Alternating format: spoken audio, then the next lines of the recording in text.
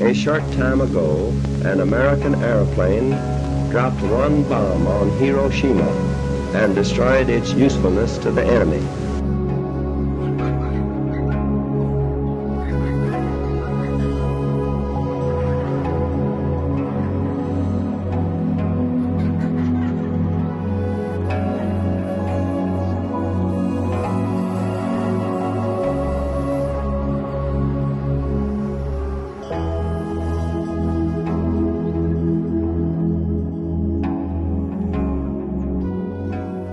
Today we've come to Hiroshima, and we've come here specifically to get a photo. We're doing that tomorrow, but today we've come to the Peace Park in the A-bomb dome. It's a place that I think really anybody who joins the military, any world leader, should come to this joint, because the stories that you read here are friggin' devastating. In fact, Sarah definitely didn't bring enough tissue. She's been bawling her eyes out since we've been here, I think. But we came down this morning on the bullet train from Tokyo and got to Hiroshima, not sure how to pronounce that properly.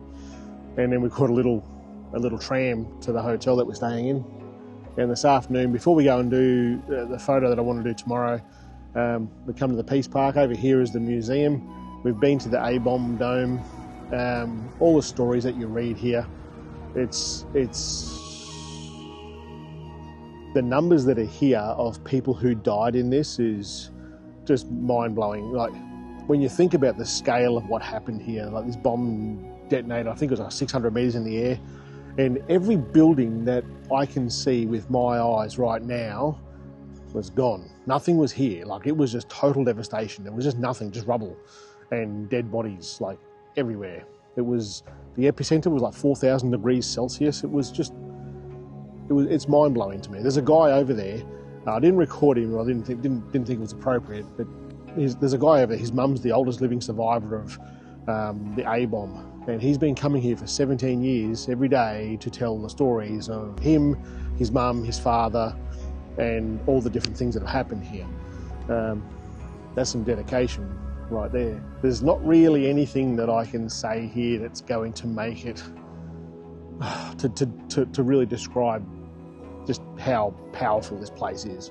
It's not at all what I expected. I expected to see the A-bomb dome, I expected to see a museum, but the stories that you read here of what happened, and the thing that really, it just pisses me off, like, to look at all the stories that are here. And Sarah and I have looked at and read pretty much everything and listened to everything, and there's not one mention of a military installation or an encampment or anything. Everyone that died here, from the best that I can tell, was civilians. It's just, we just suck as a species, really. We do some pretty bloody horrific things to each other, but at the same time we do some magnificent things to each other too. But this here is definitely a reminder of just how bad we can be. The weirdest thing for me, though, is like where we're filming this right now is way off to the side.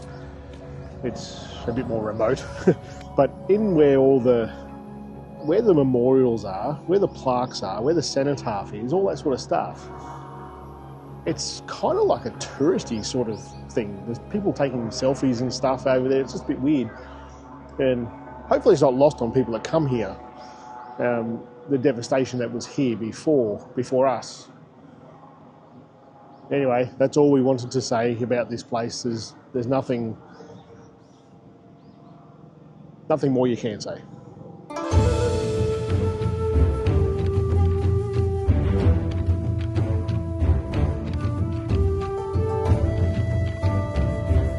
So I found Hiroshima to be probably the most meaningful part of our holiday so far. Incredibly sombering and educational, but the war was nearly a century ago now, and the memorials and things like that serve as a really important reminder. But today it's a different city, and I think it's probably, from what we've seen, a really livable city. Compared to Tokyo, it seems like there's more families here. It's more spread out. There's lots of cute boutique stores and cafes. There's waterfront and, the beautiful lights through the park. it really feels like less hustle and bustle. I mean, it's still very busy, but less full on, less of the big tech stores, and a more enjoyable place to live. And we've really enjoyed trying different foods here as well. So last night for tea, we enjoyed Hiroshima okonomiyaki, which is like a Japanese hot pancake, a savoury pancake. They do them different here in Hiroshima. They're made with noodles in them as well. And I think that was probably the tastiest meal that I've had here since we've been in Japan. Another thing is Hiroshima is known for its oysters, so we enjoyed some steamed oysters and seafood the night before, and that was a real treat too.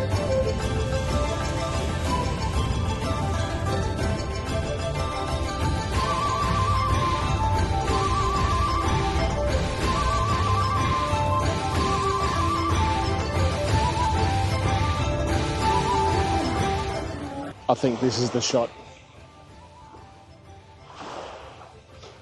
So when it's done, I edit it, we can blow it up and put it on the wall at home.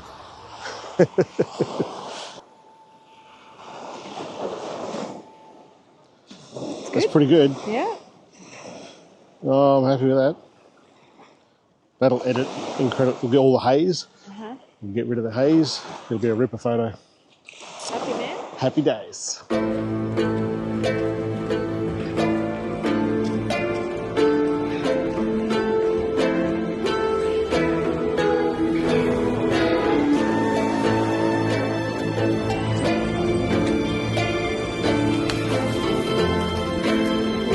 Matcha and vanilla ice cream.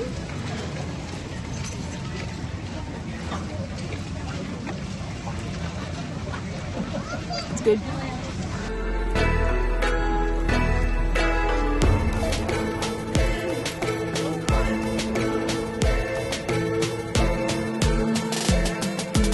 So these are maple-shaped cakes with sweet potato paste filling, and they're still warm. You can see the guys that were making them through the window.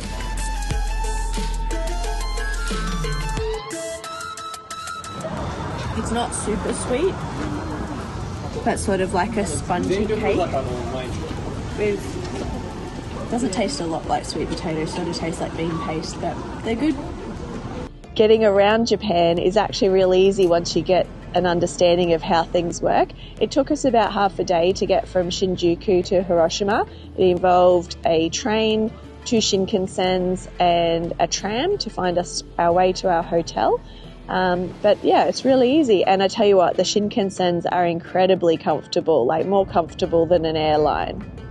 You don't have to take 2 bullet trains to get to Hiroshima, but because we were travelling in the New Year period, the trains were really busy and there wasn't enough reserved seats with luggage allowed for us to be able to do it all in one trip. But the guy at the booking ticket office, he was really helpful. He made it work and he got us here eventually. If you're planning a trip to Japan, I highly recommend putting Hiroshima on your list.